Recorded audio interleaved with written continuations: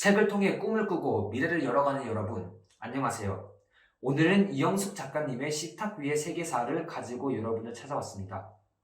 우리가 거의 맨날 만나는 10가지 먹거리를 통해 만나는 세계사 이야기, 식탁 위의 세계사는 제2회 창비 청소년 도서상 교양 부문 대상 수상작이기도 합니다.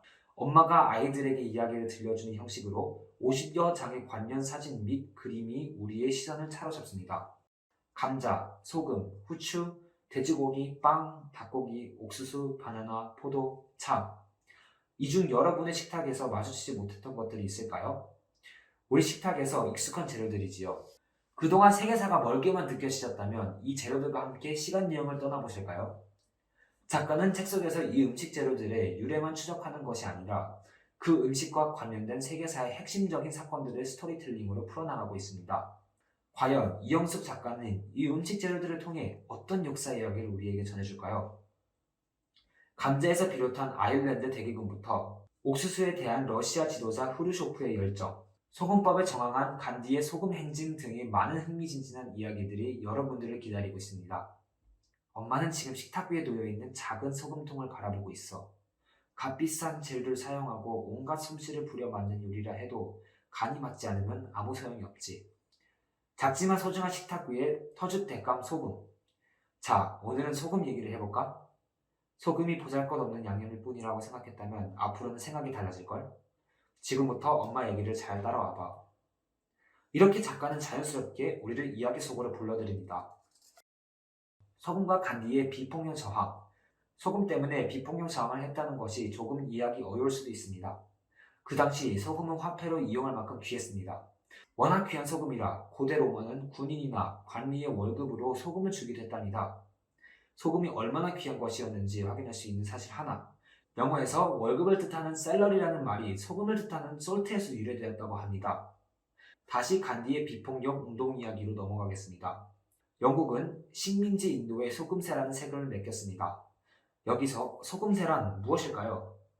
인도를 식민 지배하는 영국은 인도 사람들에게 영국에서 생산한 소금을 먹을 수 있도록 하였습니다. 소금을 사 먹을 때마다 영국에 세금을 내야 했지요. 생필품인 소금에 대해서조차 영국이 간섭하고 나서자 인도 사람들의 분노가 번져갔습니다. 간디가 이 소금법에 대한 저항의 한 방법으로 택한 것이 소금이 있는 바다까지 행진을 하는 거였습니다. 소금법이 만들어지기 전부터 간디는 악에 협조하지 않는 것은 선에 협조하는 것만큼이나 중요한 의무입니다. 라고 인도 사람들에게 말해왔습니다. 1930년 3월 12일 사바르마티 아슈람이라는 곳에서 출발하여 그해 4월 6일 소금 염전이 있는 구자라트 주의 단디 해변까지 370km를 걸었다 합니다. 서울에서 부산까지 직선 거리보다 먼 거리를 26일간 계속 걸은 것입니다. 그때 평균 기온이 40도가 넘는 시기였기에 그 고통은 말로 표현할 수 없을 정도였다고 합니다. 이 비폭력 행진 이후 인도의 바닷가는 소금 줍는 사람과 소금 파는 사람들이 모여들었고 영국인들은 이들을 모두 투옥했습니다. 투옥된 인도인의 수가 6만 명이 넘었다고 합니다. 인도인들은 이에 굴하지 않고 계속해서 비폭력의 방식으로 영국에 대항했습니다. 와, 어느덧 우리는 벌써 이용숙 작가의 이야기 속으로 들어와 있네요. 작가는 책 속에서 소금으로 유명한 도시들의 이야기도 나눠주고 있습니다. 모차르트의 도시로 알려져 있는 짤츠부르크는 일찍부터 부유한 도시가 될 수 있었는데 음악의 도시일 뿐만 아니라 소금이 많이 나는 지역이었습니다. 남아메리카 볼리비아의 우유니 지역에는 우리나라 충청남도보다 더 넓게 마치 사막처럼 소금이 펼쳐져 있다고 합니다. 안데스 산맥이나 펠루의 살리나스, 히말라야 산맥의 파모고도 같은 곳의 진기한 소금 계곡도 소개하고 있습니다. 오늘 저는 소금에 관한 책 속 내용만 전해드렸는데도 이 외에도 대항해 시대를 낳은 것인 후추의 매콤한 맛 때문이다. 시인 소동파가 동파육 요리를 고안해 낸 창의적 요리 개발자다. 등 흥미로운 이야기들이 여러분을 기다리고 있습니다. 역사적 사실은 한편의 드라마와 같다고 생각합니다. 식탁 위의 세계사는 각각의 에피소드에서 그 이야기의 역사적 배경과 인간관계를 배울 수 있게 해줍니다.